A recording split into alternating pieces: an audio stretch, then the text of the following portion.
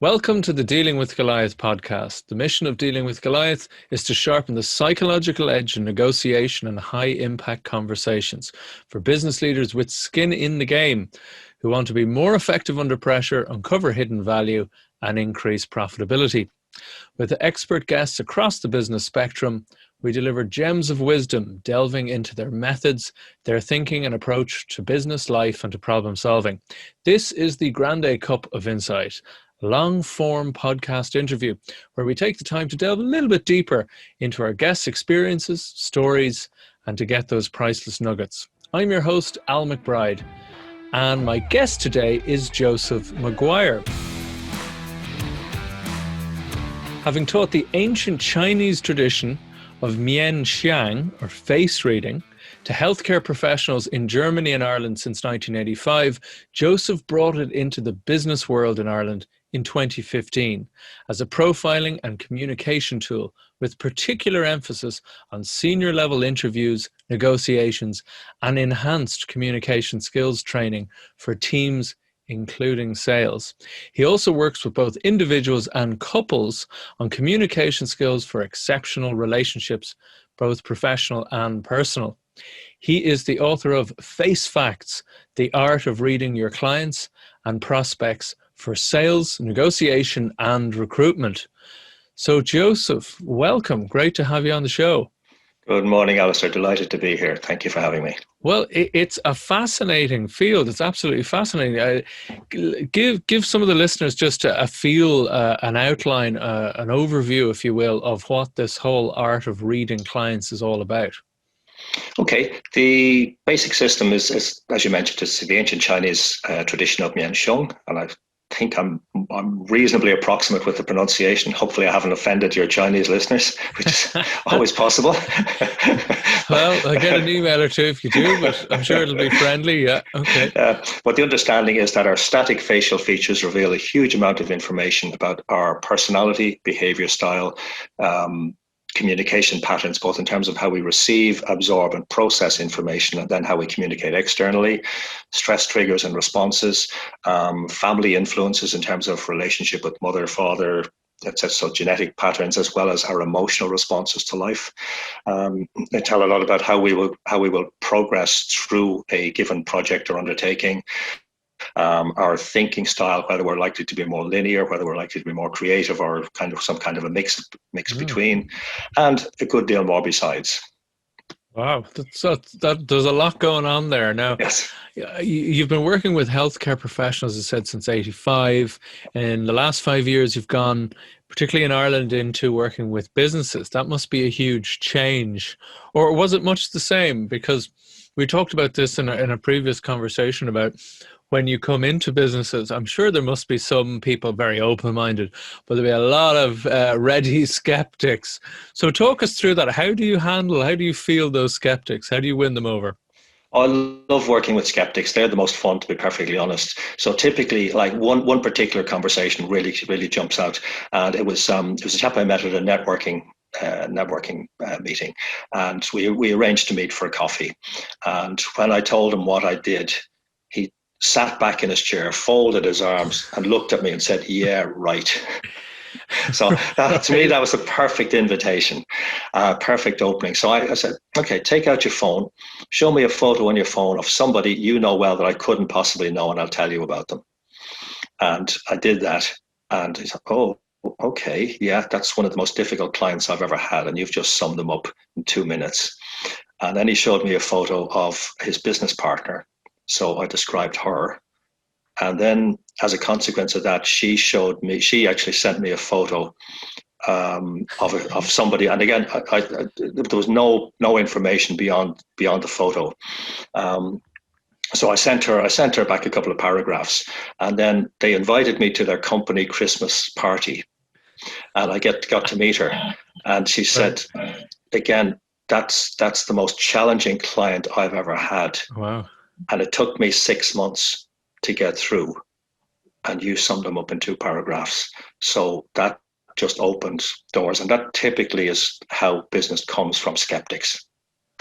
Wow, but literally just doing the job, Yeah. doing the read and giving the insight. Because what's interesting is it's not generic stuff. You're fairly specific about certain, as you say, personality traits, how they take information, how they like to communicate and be communicated to. Um, so, so in that vein, I better put myself on the line here and say, right, for the guests, because some people might be, looking at this on YouTube. A lot of people more so will be listening to it on the audio, but I'm sure they can see a picture of me on the site and they know what I look like. Vaguely or specifically, so I will invite I will invite on this process. So yes, go ahead. Right. Do Okay. me, as Well, they say, right? absolutely. Well, I'm like Columbo, the old TV detective where there's Yeah, always one more thing. So once I start, I can be difficult to stop. So do go, feel free to. go as long as you want. I may pause you, but we may come back to it. So keep going. So go Okay. ahead. Okay. Well, it's where to start because everything kind of jumps out at me. But let's just start with your eyebrows. Your eyebrows are relatively thick and they're relatively straight. So that tells me, number one, that when somebody's explaining to you or presenting something to you, you like to receive all the information. If somebody Okay. just gives it to you in little pieces and you feel they're holding back, that's frustrating for you.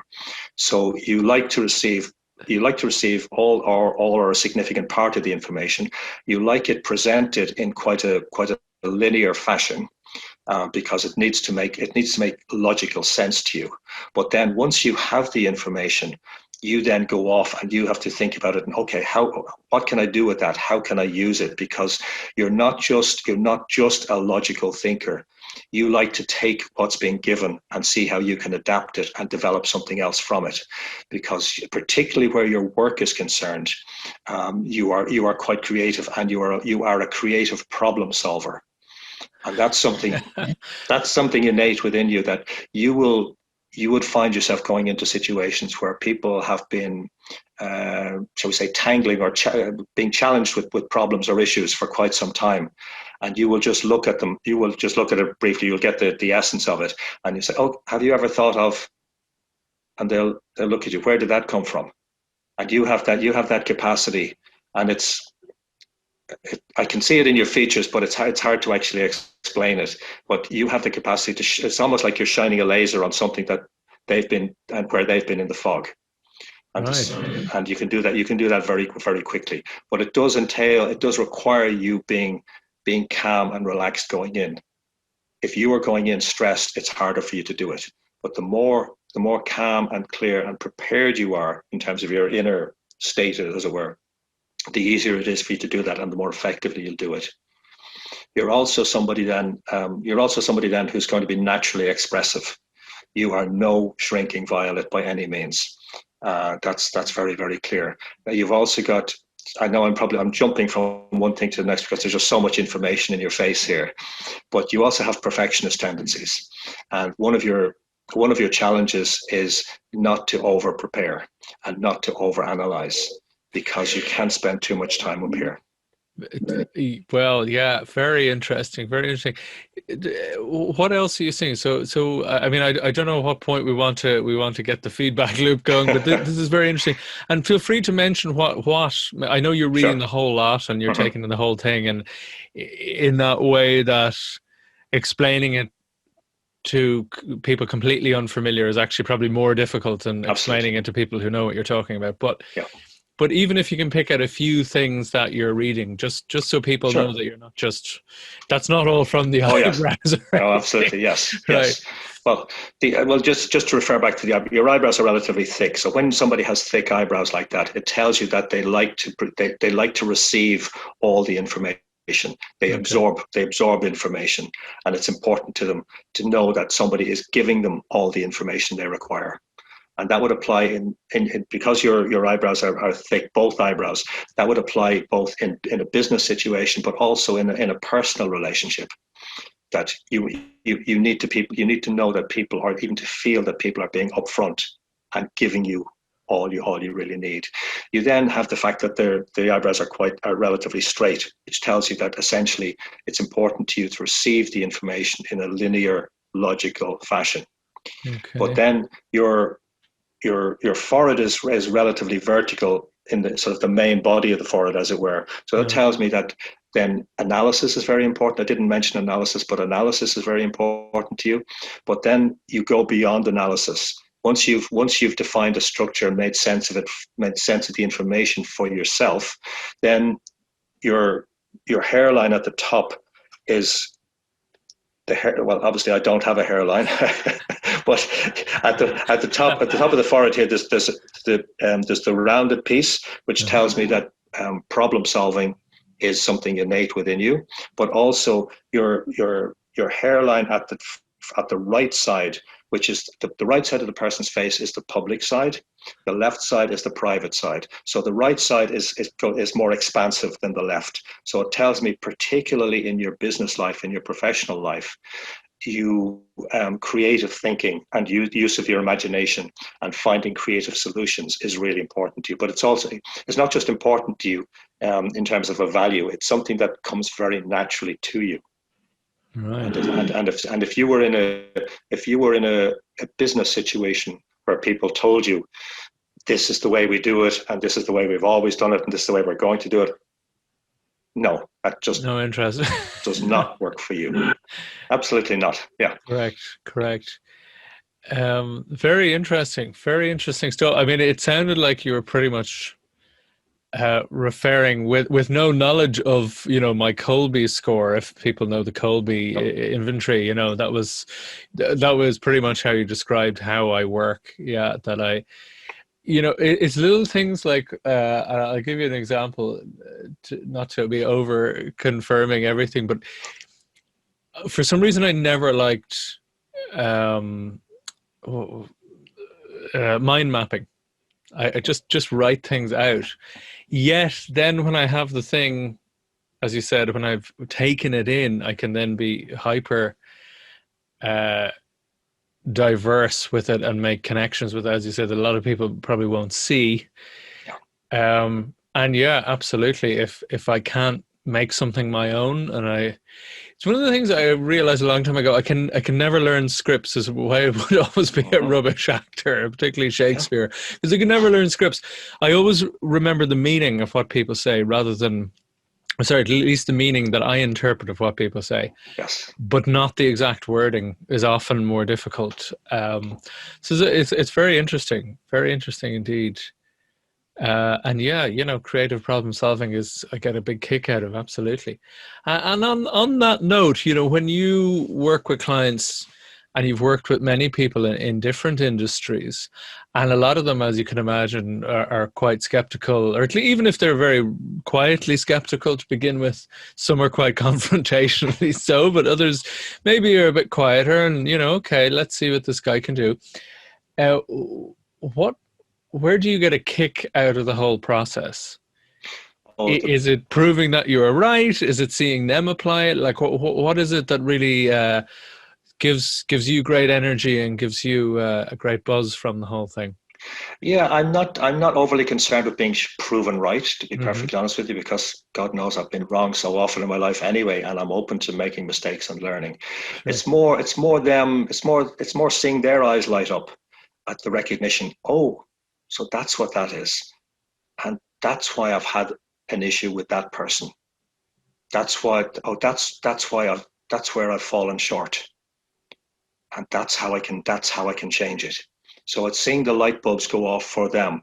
And whether that be an individual client or whether that be within a team, and to see if it's an individual client, it's obviously more direct, it's more immediate, and I suppose because it's a one-to-one situation, they will often light up more immediately and be more effusive. But even in a team situation, to see the light bulbs going off for people to realize, oh, if I did that, or if I approached them that way, that could really change things. And it's to see people, like they'll change in their posture, they'll change in their breathing, their faces, they just start to smile, and you feel that like an energy change in the room.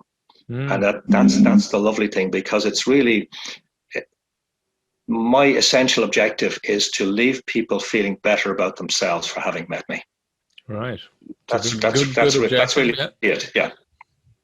Very good. Very good. So there's quite a lot. I mean, there's so much to dig into on this one. So when you're helping people see these little insights about maybe, as you said, why there were personality clashes before, or why maybe there was friction there, what are some of those biggest traps that this tends to expose or bring to light that people were falling into? Is there a kind of an 80-20? Is there sort of 20% of them that tend to come up quite often, or? Well, the basic one that keeps coming up is that we assume we tend to see things through our own prism. Of course, makes sense. Yeah. So we so often assume, and because people are so busy in their lives nowadays, there's the mind is so often overwhelmed or in a state of just too much going on. So we tend to act as if and presume and assume that others see things as we do. Mm. We don't tend to recognize that others have a different learning style. Some people are more. I'm kind of reluctant to use the word introvert or extrovert because there's so many variations there. Sure. But some people are more reserved. Some people are, again, more logical. Some people are more creative. Some people are more heart-based, if you like. So it's the biggest mistake really that I see that people make is to not recognize the other person, where the other person is at and who they're coming from or where they're coming from. It's like growing up with the golden rule that treat others as you would like to be treated, where the platinum rule says treat others as they would like to be treated. And if we can begin to recognize where the other person is at and to some degree where they've come from and maybe where they'd like to be going, then we can take into account how to deliver our message in a way that's appropriate for them. And I'm not talking about watering down values or anything like that, but in essence, to build a bridge to communicate with the person effectively and then explore where it goes, depending on context, of course. It's very interesting. I think you're right. I think people intellectually, they go, of course, people, react differently than I do. But on an emotional or habitual level, I think an awful lot of people really actually don't understand through their actions and through their expectations. They literally don't understand that different people will act or think in a different way. It was something I was hearing the other day about the 3 levels of empathy, where the first is being able to recognize one's own emotional state. So, and the gradient of it, am I angry or am I miffed or am I enraged, or, on these sort of gradients, and being able to express that. So you're empathetic to oneself. Then, as you said, is the next one, which is the golden rule, which is, oh, well, if I was in that situation, I'd feel this way. But then, as you said, is the third level, is exactly what you're talking about, is realizing that although I'd feel in that situation this way, immediately being aware that they may feel in a different way, and then being sensitive to that, being able to spot that. So, oh, that's interesting. So whereas I'd get angry in that situation, they were just offended or disappointed, but they weren't angry. They were, they went somewhere else. They went to a different place. And when you give people this paradigm to start seeing that, to start opening up that space, is the face reading, is that just sort of the starting point, or is there more that can loop back in? Because I can imagine it's very helpful even just giving it to one party, but what happens when both people in that equation have this insight? Yeah, well, one of the changes that's happened in my work over the last year with lockdown is people obviously working from home or living in work, as so many people refer to it now. Yeah. And what so many people have found is that they're living with people they thought they knew and loved, and realizing there are issues here because they're spending far more time than they've ever done with these people, and there's, to a large extent, no way out. So some a fair chunk of the work that's come to me actually in the last year is couples, and I'm very clear I'm not there to fix relationships, but I'm helping them to recognize this is how you typically communicate. This is how he or she typically communicates. And if you want this to work, there's going to have to be an adaptability. and there's going to have to be recognition of each other's styles and each other's patterns. So basically, once people begin to take on the understanding that, yes, we are different, we are seeing things, perceiving things, understanding things differently, communicating differently, then it is a process.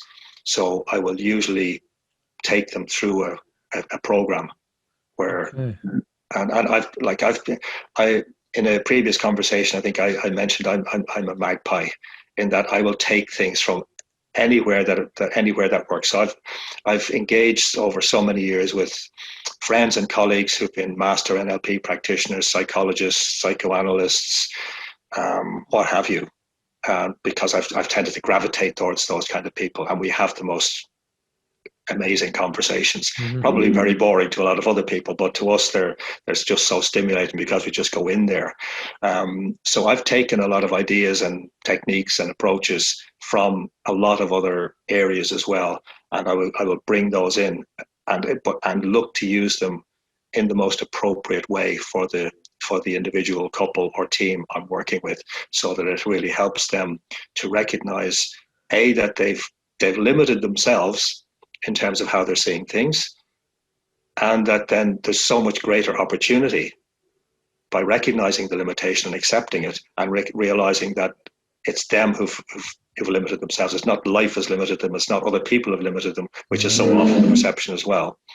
And that in letting go of the limit, and it is a letting go process for many people. Sometimes it happens quickly, sometimes it takes longer.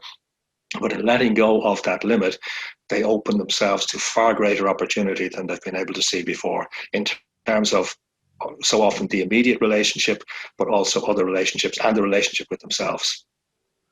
Wow. Yeah, that's quite something.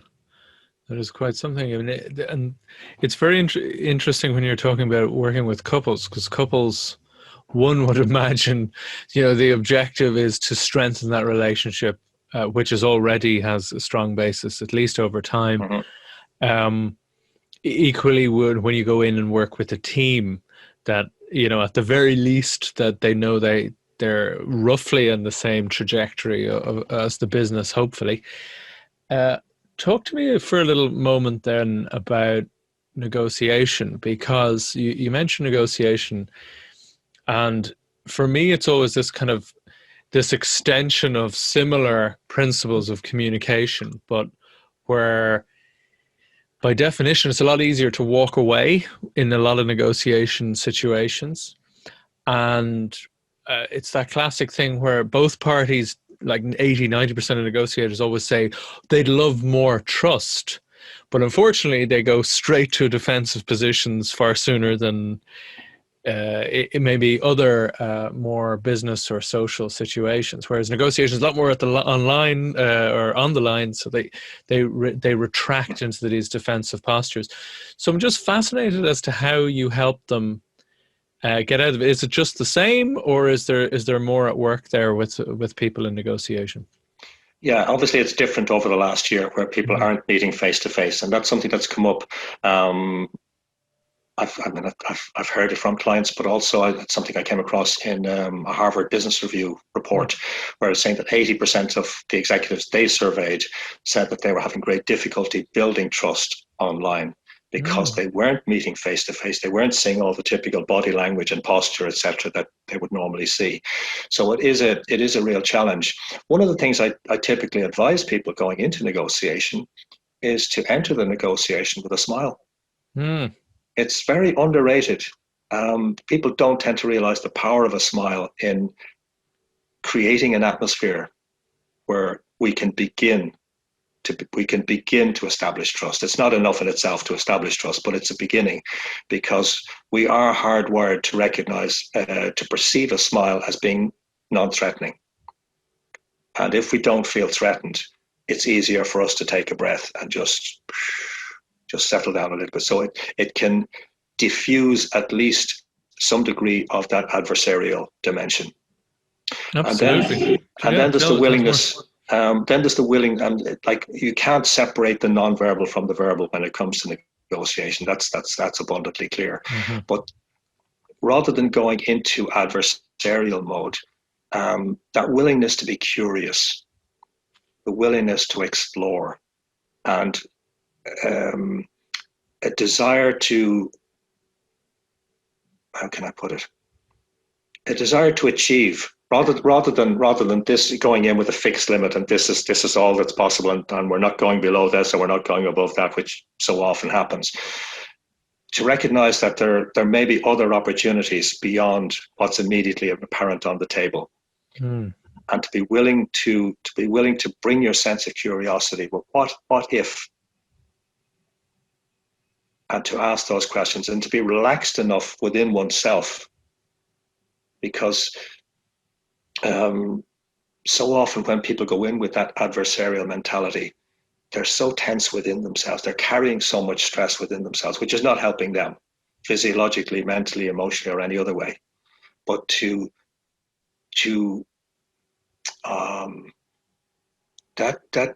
that willingness to be curious and to explore other possibilities beyond what's apparent on the table allows for greater use of the imagination. It frees up the mind in a way that people often haven't thought of, but it also allows us to relax in itself, which is less stressful. And if our posture is more relaxed, and I'm not talking about sprawled out, I'm just talking about just calm. I'm just talking about calm. We can be upright and calm, but the more we achieve that, the more that in itself communicates itself to our counterparts across the table. Absolutely. As I will say, and a lot of my mentors used to say, be as you want your audience to feel. Now that's if you're doing a presentation, but it's the same principle if it's 1-to-1 or 5 on one side and 5 on the other. It's, as you said, it's embodying that openness. Now, I'm not saying being foolishly trusting. I'm saying being open, warm, ascribing positive intent. Then it's a lot easier for the other side to go, oh, okay, they immediately get those vibes. It's not really it's a non-intellectual thing. And as I said, so you don't need to remember anything. You just relax, breathe into it and go. And as you said, that sets up that a very different vibe to an adversarial one. And it also, as you said, it is very true, because I'm just thinking as you were saying that if you go in like that, if you go in tense, then people are like, well, what is it like if you meet someone in a bar who's tense like that? You think, oh, they're either nervous about something, which makes you uneasy, or they're about to hit you or something, which makes you uneasy. So it's just a natural sort of read and respond type of mentality or a vibe that you're sending out. So as you say, no wonder people jump to defensive positions, because they think, well, this person is either defensive or is trying to attack me. So as you said, be as you wish your audience to feel, or your counterpart to feel. It is fascinating, because when you're not in survival, then you're able to be creative. You're able to actually cooperate and collaborate even better. How fast do you find people are able to shift, and how far are able to shift from, in your experience, when you work with some of these people negotiating? Is it a very gradual thing, or are they actually able to surprisingly almost nearly flick a switch when they're able to get into that headspace? Yeah, there's some people who find it very difficult. So much of my work comes through word of mouth referral. But I've done work for somebody, and then I would typically ask them, okay, you've worked with me, you've seen the results, you're happy with me, so who can you introduce me to? So that opens a door. So at the very least, the person whose door is opened is to some degree receptive. And there are certain criteria for any of us in working with clients. And one of the criteria for me is that the person actually has to have a sense of humor. It's really important. It's an interesting one. It's one of the most forgotten, isn't it? Yeah. Because if somebody can laugh, and particularly if we've some degree of shared sense of humor, and mine is pretty broad, but if there's something like, if you can have a laugh with somebody, then it opens up all sorts of possibilities for creative conversation, a practical conversation, getting things done together. because once somebody can laugh, it shows that they have the capacity to relax, and they have the capacity to take on new ideas and not be fixed in this is who I am, this is how I operate, because that tends to be very self-limiting and often self-defeating, actually. Hugely. I mean, you remind me there, and I have mentioned it before, and I'm totally with you on the humor side. But you just trigger that thought that some of the best negotiators who've created amazing value out of what seemed to be nothing, looking from outside, most of them tend to have this ability to lighten the mood, particularly if things are getting heavy, usually directing their humor at themselves in a self-deprecating and fun way, Yeah. So, which also, when you think about it, what's the message that sends? That they're able to not take themselves too seriously. So you kind of think, okay, this person isn't like crazy ego level. Even in other ways, they might sound a little bit egotistical because they are very accomplished. But then they're able to take themselves down a notch, and you think, okay, maybe there's more dimensions here. Yeah, that's a really interesting point. Massively undervalued. Massively undervalued. What else? That's a really interesting trait that you mentioned. Are there any other ones that come up? Because we mentioned the smile at the start, which sets the tone. And just to mention, I know you mean a genuine smile. Oh, absolutely. Which isn't just the lips, it's the eyes, the eye muscles around the eyes. Because humans can tell. We can tell even when you're not aware to look for the eye muscles. Yeah. We can see that if the eye muscles aren't moving, it's a false smile, and that's unnerving. You're like, what do you want? What's going on, right? Yeah. So we mentioned the smile to start with. We mentioned bringing in a sense, a little warmth, a little humor, being able to actually laugh, particularly at oneself, and make light of certain things. As I said, particularly if things are getting a little tense at times. So what are the little traits there? Do you help instill, or do you help encourage negotiators? Maybe, which, as you said, isn't really in their normal repertoire. What else do you bring back in? Well, it's maybe I'll go the opposite direction, actually, because you talked about openness there a short while ago, and it's not to be under any illusion that every relationship is going to work, or that every negotiation is going to work. So we do need to be discerning, and sometimes something is just not going to happen, and we need to say, okay, we tried, we did our best here, and unfortunately, for whatever reason, it's not working. So one of the things I tend to particularly emphasize to people is to make eye contact and to ask yourself, see, again, so many people are not attuned to the fact that our whole body is an antenna. Our whole body is an antenna. Like I work with face reading, which is very visual, and somewhere between 60 and 90% of all the electrical activity around the brain is geared around vision. But we're so caught up with the brain in here rather than the three brains, and we forget that our body is picking up so much information. Like it's referred to as body language, and that's because our body is not just communicating, our body is also receiving, and our body is receiving so much information. And to be just reliant on our eyes can deceive us.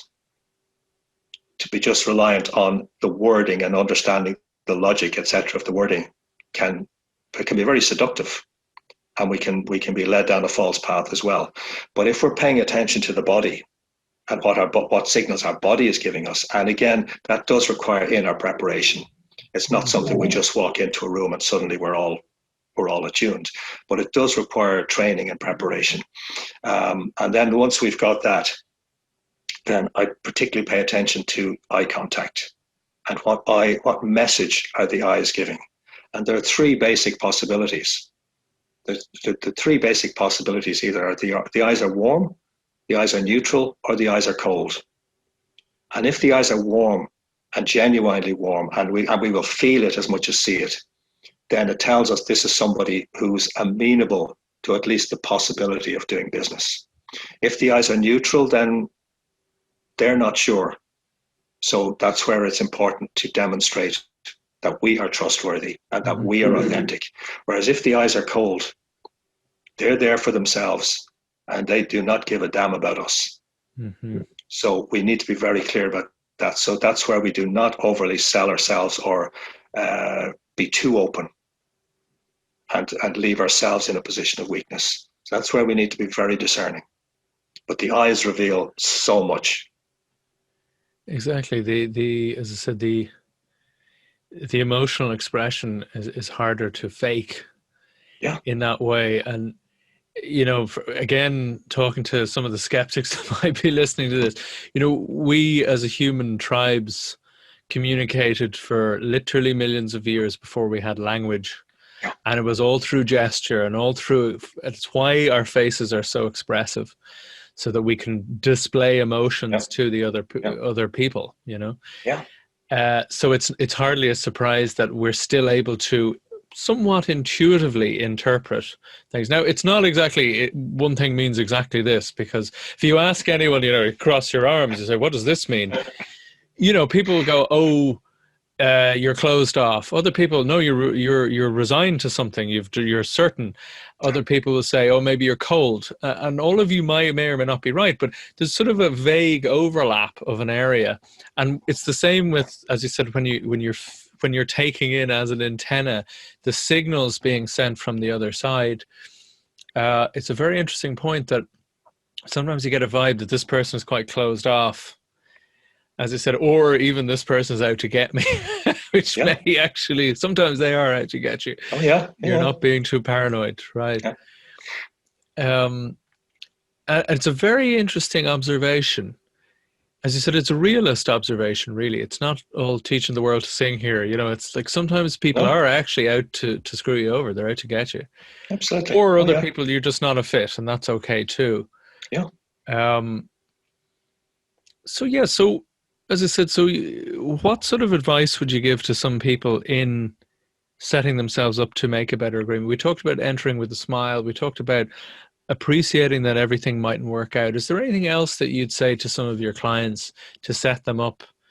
You mentioned being a little bit more open. Maybe we've covered all the main points here, but are there any other little thoughts on that? Yeah, the inner work is really important. The inner preparation. Like, to me, meditation is just an essential part of my day. Mm-hmm. Exercising is a vital part of my day. So making time for those things that we know nurture us. And again, so many of us are out of touch with our bodies. Like, it's one thing to do a workout and work on a treadmill, but to actually, and that's that's geared towards physical fitness, but it's not necessarily geared towards health and well-being.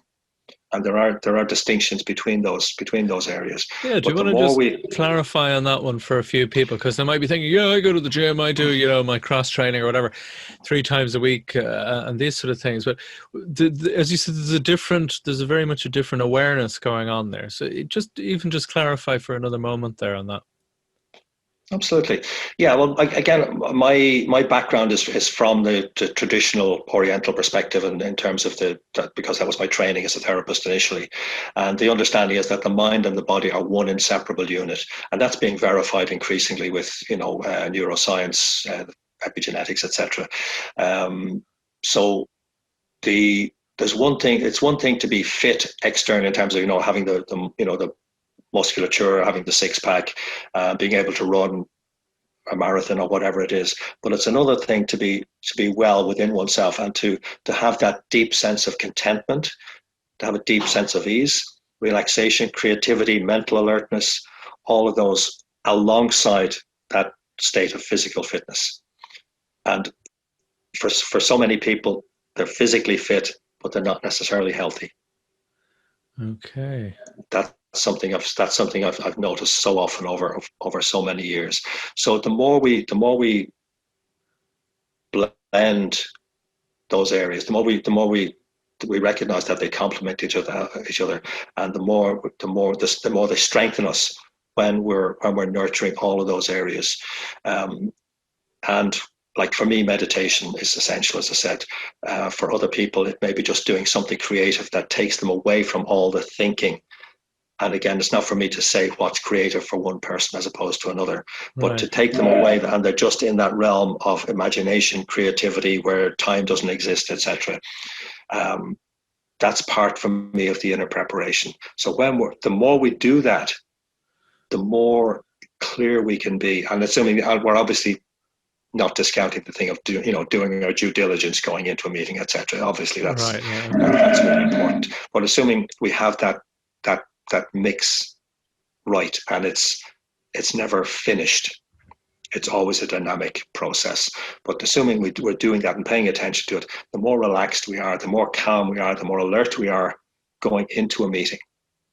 So then we can bring in the smile, et cetera, and then we can engage in a much more relaxed way that in itself communicates that we are present, that we are more trustworthy, and that we are somebody they can do business with, depending then on what actually transpires.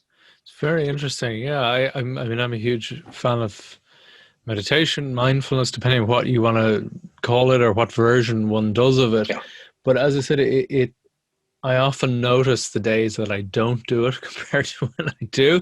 Yeah. And one of the big changes I've noticed is, and I'm sure this is no great insight for a lot of people, but for me, certainly, it allows you just this extra arm's length of things. You're less reactive.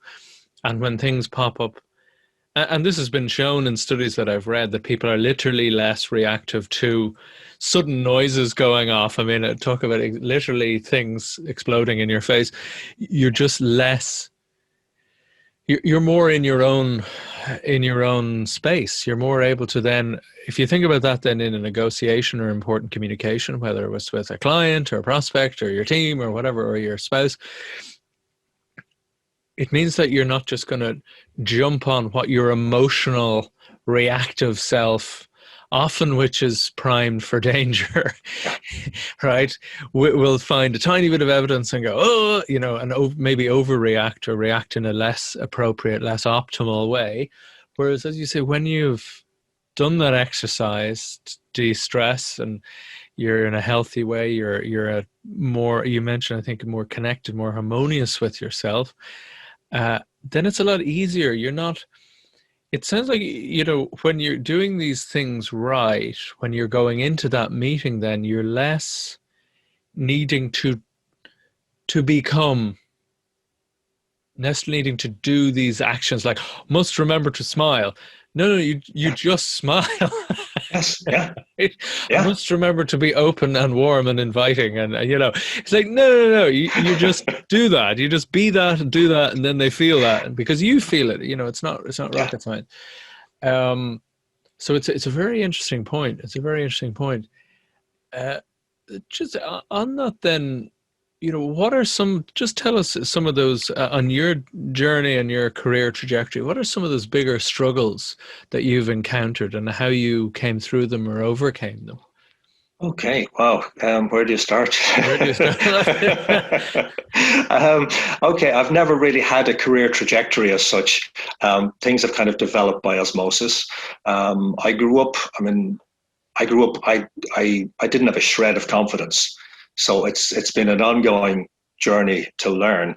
The world didn't make sense to me growing up, so I was a very, very insecure, very, very uptight young man. Right. And it's been a long ongoing learning process, which continues to feel at ease with the world, feel at ease within myself, be able to communicate much more effectively, build relationships in ways I simply wasn't equipped to build, either personally or professionally, many years ago. So the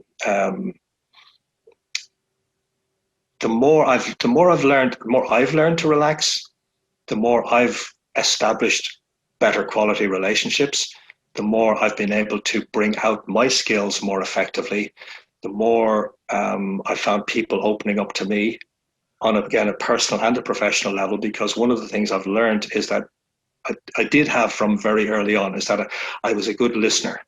Again, and it's not necessarily remembering exactly the words, but it's remembering the essential nature of what people have said and where they were coming from, and not just listening to the words, but listening to where, what was behind the words.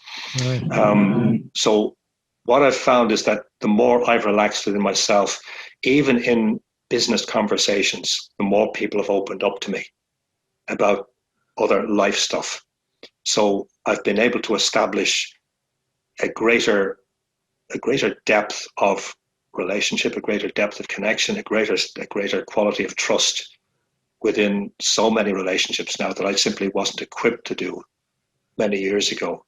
And the more I've relaxed, the more heightened my skill set has been. So there's what I teach people, and then there's what I do. Because what I do, I don't know how to teach. Right. Because I'll be working with somebody and I will see stuff that I just know is right, and I'll say it, and I'll say, "Oh yeah, how did you know that?" Well, I don't know how I knew it, but I know it because Right. it's partly it's the meditative state, partly it's, I guess, something innate, and partly it's then that resonance with the individual or with the group, that we're in a different state for something to happen, for something to emerge that's beneficial. Right. Very roundabout answer to your question. No, not at all. That it's very interesting because, as I said, it's a coming together of lots of things that we discussed, but from a very interesting point of view, and it reminds of that mindfulness that you're quieting a lot of the chitter chatter, the self talk, so that you're able to actually hear those little insights, and you're not sure where they come from, but you can float them out, and an awful lot of the time, like myself, an awful lot of the time they're very accurate. Or very helpful or incisive or whatever. They're of value is the point. And it's something that you mentioned that I was just going to ask you about, which was the power of listening. And I suppose that in many ways, that's what a lot of this is about. You were talking about things that, you can't so much as teach, but the power of listening is a slightly different thing. It's what we're talking about in that mindfulness. You're able to quiet your own voice, your own chatter, your own critic. And also, as you were saying, reduce that idea of everyone's like me, which is a big part of the listening. But what else would you say about the power of listening? How have people taken that up? And what sort of exercises would you advocate that they try? Okay. I probably haven't explored that in terms of communicating that externally as much as I could. So thank you for planting that seed. But one of the things I've learned is the power of silence. That not talking, and like in a given meeting, not saying anything, and just holding the silence, and holding the silence for up to 30 seconds. It's amazing what people reveal because they're uncomfortable and they start to speak. So it's a wonderful, I mean, you'll know this anyway, but it's a wonderful tool to use if you're not sure what's going on, or if you don't want to reveal something, but you're waiting for something to emerge from the other person or the people across the table. And to just relax, just breathe, maybe smile, maybe not smile, but just breathe and just settle and just allow a good 30 seconds to elapse where you're not saying anything. And you're just, even if it's just collecting your thoughts, but just to allow that. And it's amazing what emerges from other people when you just allow that, because silence is so powerful and so many people are terrified of it. It's such a good point. You remind me of so many things. I remember when I was an art dealer back in the day, we'd talk through the thing, we talked about what they liked about it, talked about these barriers and reduce or remove some of the barriers if they liked it.